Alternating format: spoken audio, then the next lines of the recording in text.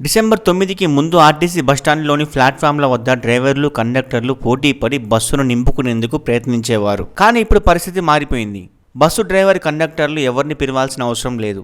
Platform వద్దకు bus రావడమే ఆలస్యం. ఒకరినొకరు తోసుకుంటూ బస్సులు ఎక్కుతున్నారు. క్షణాల్లో బస్సు నిండిపోతుంది. అధికారంలోకి వస్తే మహిళలకు ఉచిత ప్రయాణం కల్పిస్తామని ఇచ్చిన హామీ మేరకు ఈ నెల 9 నుంచి మహాలక్ష్మి పథకాన్ని అమల్లోకి తీసుకొచ్చారు. దీంతో బస్సులు, బస్టాండ్లు కిటకిటలాడుతున్నాయి. దీంతో ఆర్టీసీ బస్సుల్లో రద్దీ పెరిగింది.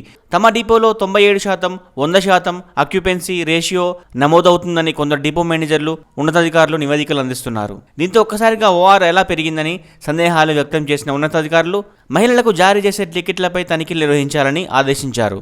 కొందరు కండక్టర్లు బస్సులో ప్రయాణిస్తున్న మహిళల కంటే ఎక్కువగా జీరో టికెట్లు ప్రింట్ చేస్తున్నారు. తాజాగా మహబూబ్ నగర్ తాండూరు మార్గంలో నడుస్తున్న బస్సులో కండక్టర్ తన టీమ్స్ నుంచి పెద్ద సంఖ్యలో జీరో టికెట్లను జారీ చేసి పడేసినట్లు సామాజిక మాధ్యమాల్లో ఓ వీడియో వైరల్ అయింది.